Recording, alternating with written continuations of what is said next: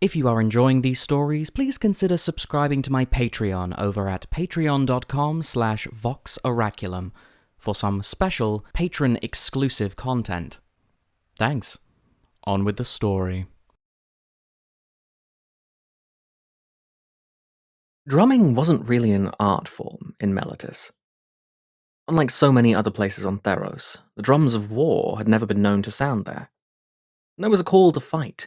It was set to the rhythm of pounding feet and clashing swords, not strikers on skins. Nico had nearly jumped out of their skin the first time they heard the drums of Calltime begin to pound, calling the people of the plain to war. And right now, their head felt like one of those drums, being beaten so hard that it was physically nauseating. They groaned, trying to move. By shifting position slowly, moving only between the drum beats, they were able to lift their head. From there, it was a simple thing to force their eyes to open, blinking through the pain. They still couldn't move their hands or feet. Those were tied securely to the chair they had been positioned upon, feet pressed to the hard stone and wrists affixed to one another with ropes of rough hemp that bit into their skin when they tried to move their arms. They were well and truly caught. Gritting their teeth through the ongoing pounding, they turned slowly to look around them. Nashi was tied to a chair to their left. The people responsible for securing the young Nezumi had wrapped him in so much rope that it looked almost like a cocoon with a rat's head poking out the top. The image was somehow disturbing, and Nico looked away, faster than they intended to. The motion sent a new wave of pain splashing through their head, making their stomach roll at the same time. They swallowed a groan. If their captors hadn't noticed them waking up yet, they didn't want to tip them off. The Wanderer was tied up to their right, her arms and legs bound in a manner like Nico's. There was a table a few feet beyond her, pushed up against the wall of the room they had all been moved to. And on it, their weapons were arrayed, placed with ritualistic care. The wall itself was some sort of dark wood, raw enough to be weeping trails of red-gold sap that smelled of sugar and death. The Wanderer's eyes fluttered. Nico risked another glance around, taking in the rest of the room. There was a granite plinth at the center, roughly as tall as Nico's waist, a large stone altar against the far wall, streaked and stained with sap, with blotches of something too dark to have come out of the walls. Nico shuddered. Those hard, angular chrysalises they had seen in the previous room were here as well, hanging around the top of the walls in nests of cottony white silk, twitching occasionally as their occupants stirred, either deep in dreaming or preparing to awake. Nico didn't want to be here when they hatched. There were no other people in sight. The three of them were alone. Nico looked back to the Wanderer. "Psst," they said. She opened her eyes. "Can you hear me?" they whispered. "Yes," she replied, her own voice barely audible. "So may others. Be silent." Nico frowned. She was right, but her tone didn't sit well with them. Not when their head was pounding, and they had been betrayed by their only ally inside the house. Still, they could see how well she was secured to her chair. Assuming they were similar, a few moments to regroup and try to figure out the knots wouldn't go amiss. There didn't seem to be any slack in the ropes. Nico tugged to no avail, before summoning a small shard, no longer than their pinky finger, began to saw at the ropes, making no real progress as the seconds ticked away. They glanced at Nashi again. His eyes were open, reflecting the dim, seemingly sourceless light that filled the room. He didn't look frightened, more resigned to whatever was about to happen. "Nashi," asked Nico, "are you all right?" "They're all gone," said Nashi. His voice was dull, almost hollowed out. "The cultists? That's good. It gives us a few minutes to figure out what happens next."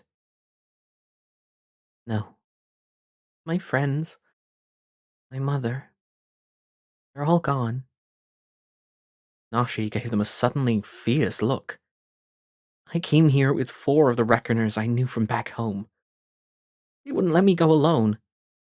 They were all smart and fast and dangerous, and they're gone. His house took them. But I led them here.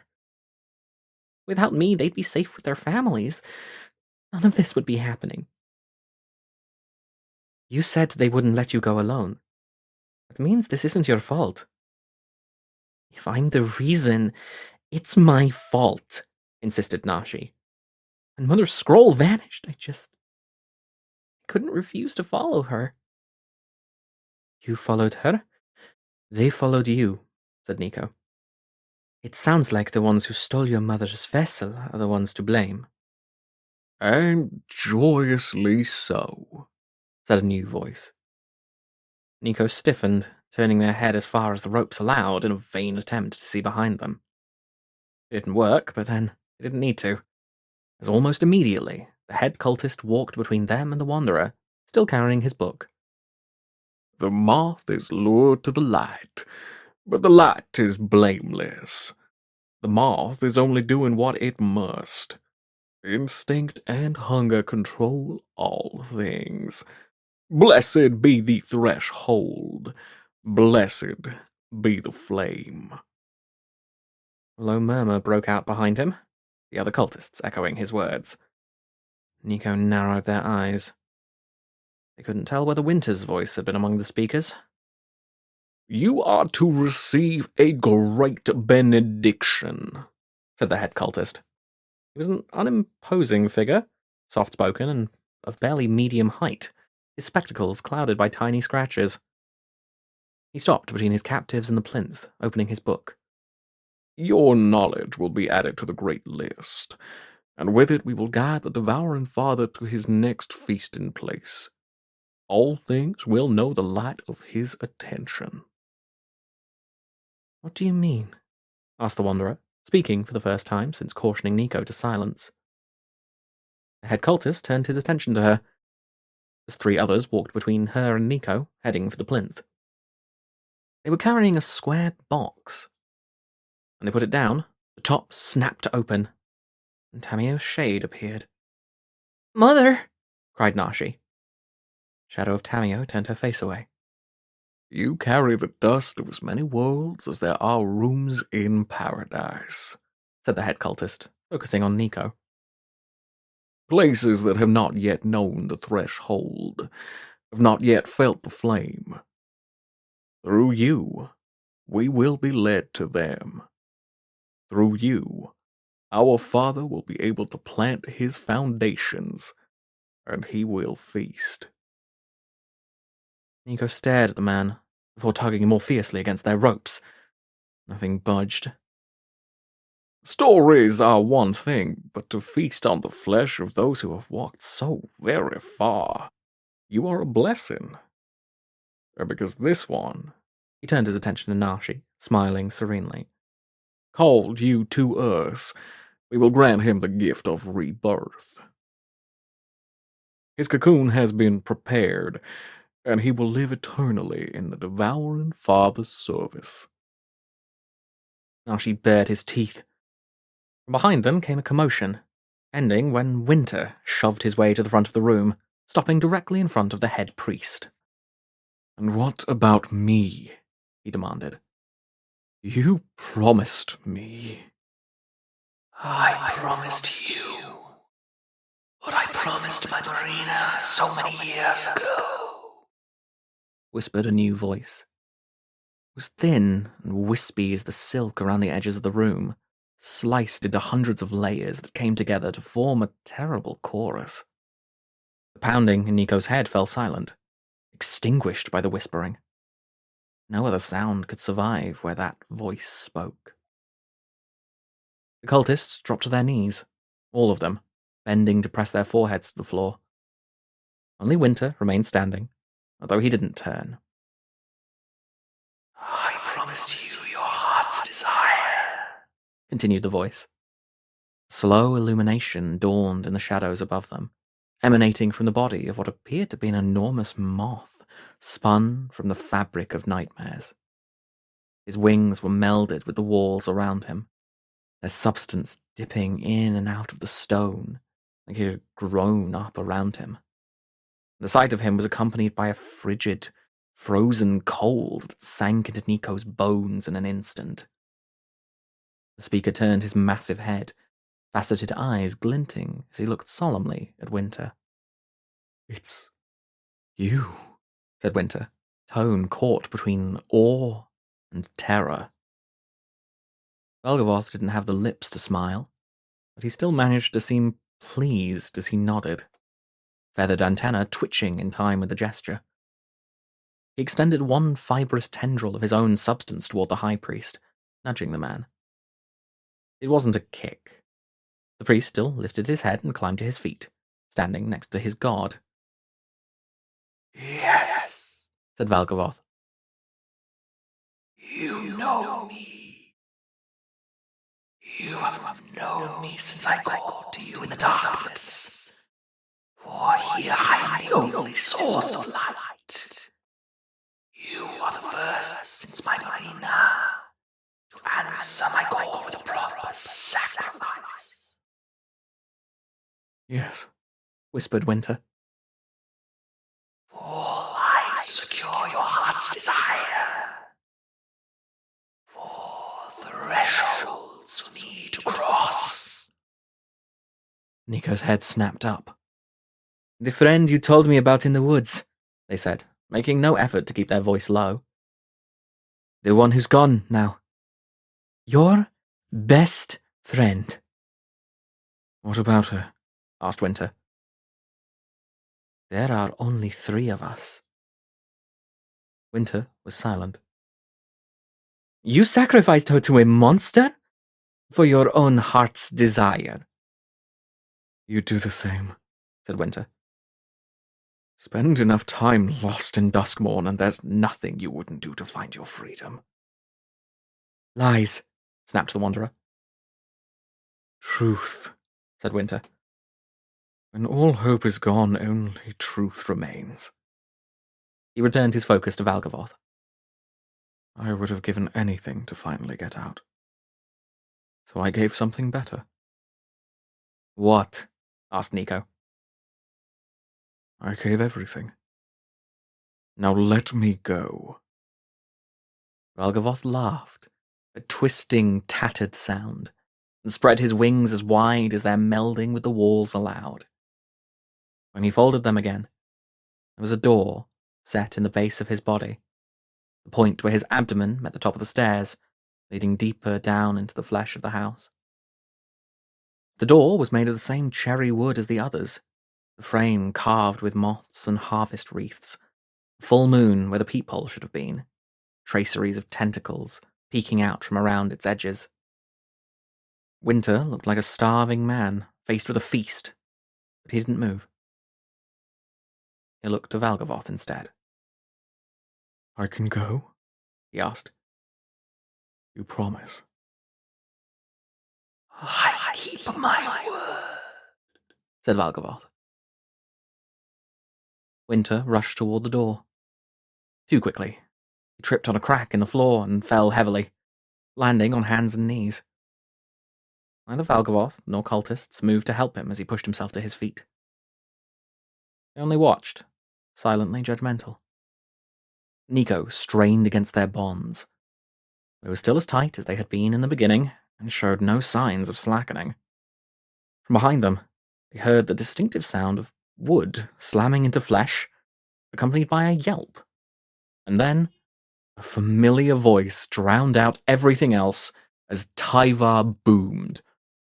"Bad form, to start the battle without us."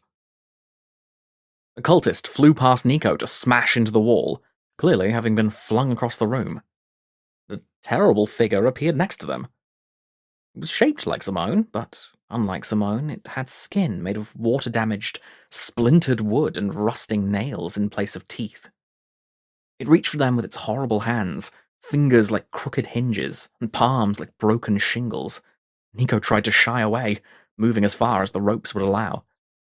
"Calm down," said the figure. And its voice was Simone's. And the figure was Simone, somehow transformed like the Wicker folk. She reached for them again. This time they didn't move, She hooked those hinge fingers under the first loop of rope, began to saw away, cutting the fibre simply by flexing her hand.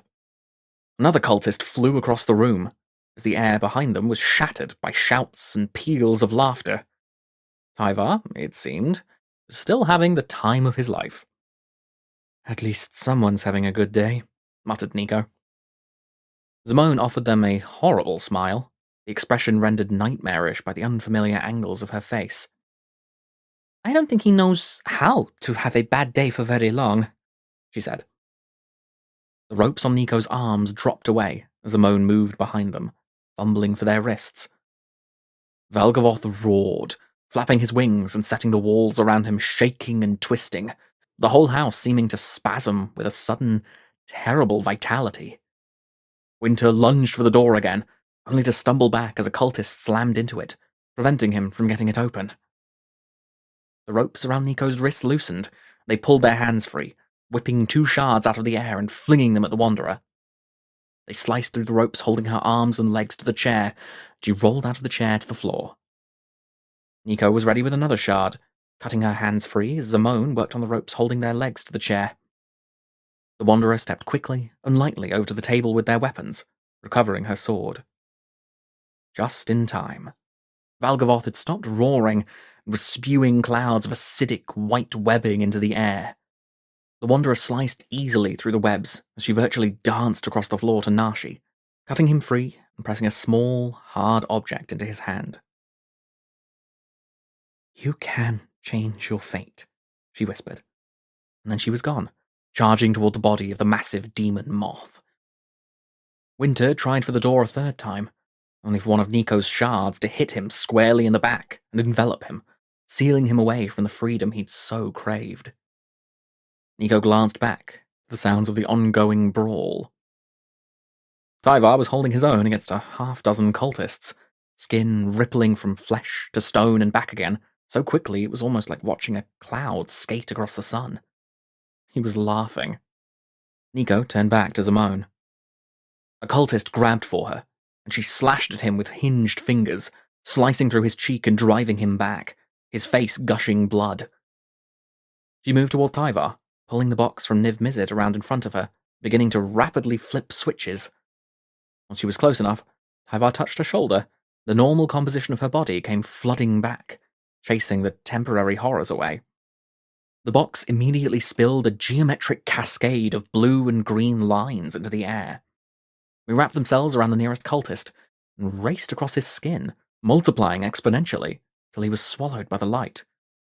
"Good capture!" shouted Tyvar encouragingly. "I was top of my class in theoretical combat math," said Simone.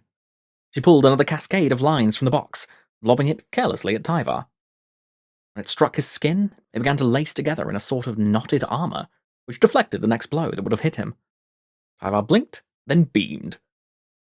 "Behold the power of math," he proclaimed, turning and punching the cultist squarely in the face. Valgavoth roared. The Wanderer had leapt up onto the stone altar and was dueling the massive demon moth, slicing through his clouds of caustic webbing, blocking his attempts to strike her with clawed limbs. Her sword didn't cut through his deceptively spindly legs, but did knock them away from her. And as it absorbed more and more of the energy from his strikes, the blade began to glow a brilliant, blazing white. Below her, Nashi scurried to the plinth, grabbing the box above which Tamio's image hung. He reached inside it, and as his fingers were about to close around her scroll, she turned to face him. "Wait!" she cried. Nashi froze. "I'm here to save you," he said. "Mom, you have to let me save you." "They've been stealing my stories, Nashi," she said. "Taking them apart, taking them away. I don't remember the things they stole from me. But I remember you. I will always, always remember you." "Mom." "Those stories were what let me exist in this form. They were my blood and breath and bones. So all those things were lost. And now they've been taken. The people who took me have me connected to this ghost trap to keep me here. That is the only thing keeping me here, Nashi. They are the only thing keeping me here. You can't save me this time. Mom! No. Nashi looked at her, whiskers flat and ears pressed tight against his skull, quivering in his confusion and mystery. Oh, my sweetest boy. There are stories whose endings can be changed, and those that can't. My ending was written years ago. Your mother, your real mother, loved you so much, Nashi. She loved you so much that the story of her love is one of the only ones I haven't forgotten. When they tried to take it, they found that without it the rest of me would unravel and fade away immediately. They made me call out to you, Nashi, because you were the story that hung in my heart. They made me lure you here, hunters trapping the moon. I am sorry. I am so sorry. Mom! Nashi's tears overflowed his eyes. The fight around them had faded into a background of shouts and clashing weapons. Less important than his mother's flickering shade. Please. I need you. You can't save me, but you don't need to. You don't need me, Nashi. Not anymore. Look at what you've accomplished. You made a hero's charge into the heart of a demon house to save the unsavable. Look at the people who came to help you, simply because you needed it. You are more loved than you can know. Now go, Nashi. Go and be as spectacular as she always knew you would be. Nashi held up the small object the Wanderer had pressed into his hand. She told me I could change my fate. She told me I could. No, my love. It doesn't reach back far enough for that. My book is closed. My tale is done. I only ask one more thing from you. What? Let me go. Nashi stared at her, silent and horrified. I still have stories they could steal from me. Please, love, please. Let me go, so the work that was my life won't be turned to evil any longer. Free me, dear one. Free me. Nashi turned his face away, back toward the chaos behind him. Nico was fighting their way to the door, flinging shards into the bodies of cultists and stepping over those Tyvar had already felled.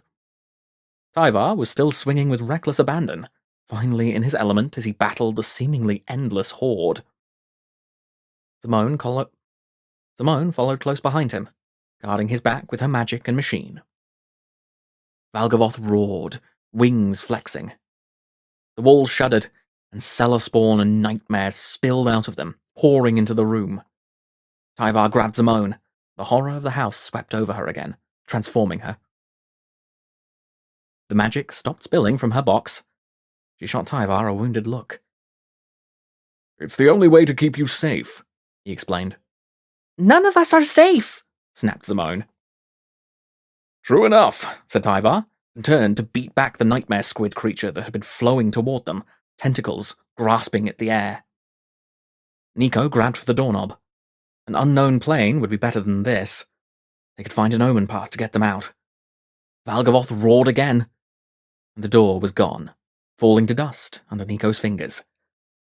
They lifted their head to glare at the enormous moth demon, readying another shard. The Wanderer was half wrapped in clinging white strands, her arms free and sword still moving. Her mobility was much reduced by her predicament. Nico started toward her, only to be grabbed from the side. They turned and found themselves looking down the blade of a viciously hooked knife only inches from their face. For the threshold, shouted the cultist, and stabbed ruthlessly down. Nico felt the blade pierce their eye, continue through the thin barrier of their skull, slicing through muscle and bone with equal ease, till it penetrated the tissue of Nico's brain, disrupting thought and slicing memory away, till all was dark and silence, and they were dying so far from Theros. They would never see the underworld. They would never reach the afterlife. The world snapped like a tightened bowstring, and Nico was looking up at Valgavoth. They danced away before the cultist could grab them, slinging a shard that encased the man in gleaming magic. They were readying two more, and they were grabbed from behind, yanked off balance. With a roar of triumphant fury, Valgavoth ripped one wing partially out of the wall, knocking the Wanderer to the ground before it was pulled back into wood and stone. He pushed her fallen sword away with a tendril, the ceiling seeming to dip to the floor as he leaned closer to address her. I will swallow everything you are, and I will unmake your world in my own image, he hissed, voice suddenly soft. You lose. So do you, yelled Nashi. Valgavoth looked at the young Nezumi just in time to see him reach into the ghost trap and lift Tamio's scroll free. She smiled at him, tears running down her translucent face, before she dissolved into moonlight and was gone. We don't need her, said Valgavoth. He turned his attention back to the pinned and struggling Wanderer. Now I have all of you. He opened his mouth, revealing a maw filled with teeth like broken needles and shards of glass, and leaned toward the Wanderer again, preparing to bite down. There was a glimmer of blue-white light from the wall behind him, noticeable only because it was so out of place, and Valgavoth froze.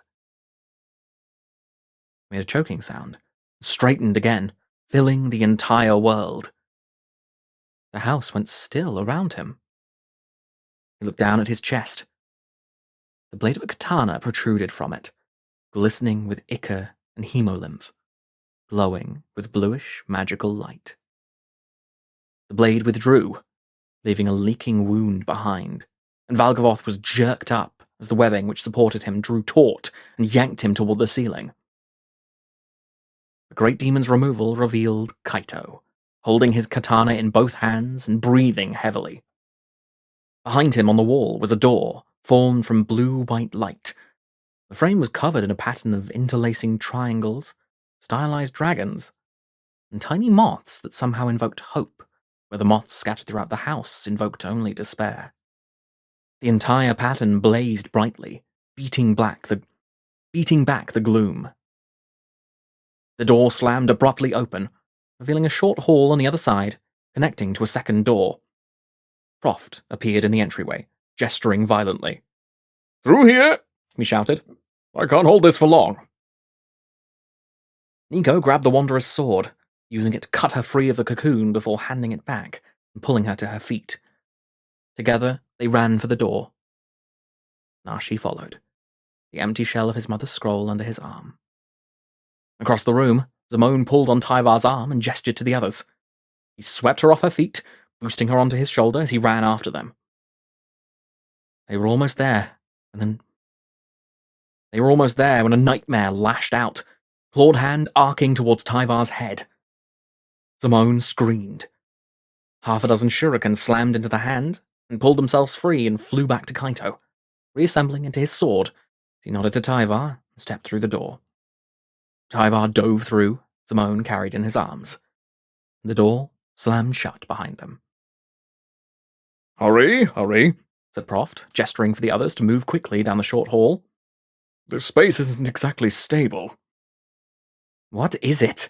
asked Nico. An artificial omen path, said Kaito. My spark, Proft's mind magic, Amanato's fate twisting, and a piece of the house I took with me when I had to planeswalk away. As soon as Proft lets it go, it'll dissolve back into the blind eternities and be lost. I'd rather we not be lost with it. Nashi stopped walking. The others were almost at the second door before the Wanderer looked back, frowning. Nashi? She asked. Nashi looked at the empty scroll in his hands. Your body is on Kamigawa with us, he told it. But your spirit belongs to the blind eternities. I know that. I hope you can rest now. I hope you know you did the right thing. Your story's done.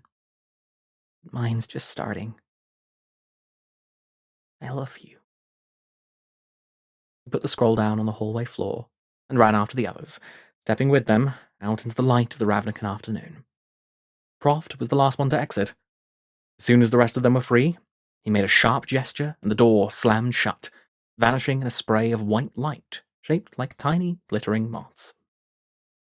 You can put me down now, said Simone. Sorry, said Tyvar, unrepentantly.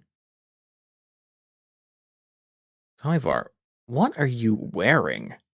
Asked Kaito. Tyvar looked at his vest, then shrugged. Simone said it would help me hide within the house. But there's no need for hiding now. He shrugged out of the vest, looking to where the Wanderer and Kaito were standing with Nashi and Amanatu. Yoshimaru danced around them in the ecstasy of reunion, his plumed tail waving wildly. It seems all has been revealed, said Tyvar, almost philosophically. Valgavoth dragged himself down from the ceiling, looking around the wreckage of the ceremonial chamber. Bodies of cultists littered the ground. The cellar spawn had already rotted where they fell, and the nightmares were retreating, unable to find any fear to feed upon. The wound in the great demon's chest was still oozing viscous, unspeakable fluids, and Valgavoth hissed. He would need to feed, and return to his cocoon to heal. Life would renew him, and the stories his faithful had harvested would set anchors for his questing lures. All he needed was patience, and the prey would come. The prey always came. And not all of his prizes had escaped him. He reached into the attic above him, wrapping a tendril around a squirming, shivering bundle of orange fur, and pulling it down into view. The creature snarled and bared its teeth.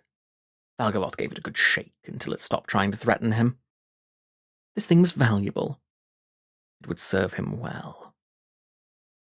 Soon enough. Right now, he needed to stem the bleeding. He looked around the chamber, seeking a cultist with even a flicker of life remaining, and paused at the sight of Winter, huddled against the wall where the door to the cursed moon's benighted land had been opened and abandoned. The man was loose somehow, and unarmed. He would do well. Winter caught the motion out of the corner of his eye, and turned to see Valgavoth's tendrils extending toward him. He screamed and scrambled to his feet, but not quickly enough. They caught him. They caught him around the waist, pulling him off his feet to hang suspended in the air, helpless. I promised you freedom, said Valgavoth, in a voice like the creaking of an ancient foundation, heavy and old. I will give you freedom of a kind. Pulling Winter higher to his leaking, punctured chest, Valgavoth melted into the ceiling, and all in the house was silence. The Wanderer stood on the edge of the courtyard, Yoshimaru to one side, Kaito to the other, watching as Nashi spun the story of their adventures to a crowd of rapt youngsters. He has a gift, said the Wanderer. Yes, he does, said Kaito. None of these kids are going to go opening mysterious doors. Eyes glinting with mischief, the Wanderer looked at him. Would a little horror story have stopped you back in the day? Kaito laughed. Nashi glanced around, smiling at the pair, then returned to his story. Yoshimaru pranced in place, tail wagging, then lit out across the courtyard to the group of children, flopping to the grass next to Amanatu, who ruffled his fur with one hand as she continued to listen. The others had gone with Simone back to Strixhaven. Tyvar and Nico had seemed excited about the prospect of a game called Mage Tower. For a moment, they could pretend everything was right in the multiverse. That everything was okay. At the very least, it was a beautiful day on Kamigawa. With Niv-Mizzet's mapping project finished, and the Omen paths largely secured, Proft and Atrata had been freed back to their normal duties. Which for Proft meant late nights in his mental recreation of his idealized office, studying the evidence of his latest case. Flawless recreation of a broken statue was laid out in front of him in shimmering blue pieces, positioned like a jigsaw puzzle with several pieces missing. Precisely as he had seen it earlier that day. He didn't notice when the blue-white surface of the wall behind him began to subtly distort, the shape of a door frame slowly appearing out of the shelves and photographs. As it finished forming, space at the center smoothed, becoming a door engraved with white-winged moths. The eye spots on their wings were narrowed, seeming to glare at him out of the image. Even more slowly than it had appeared, the door swung open, and a cool wind blew through the office. Proft stiffened. When he looked around, there was nothing there.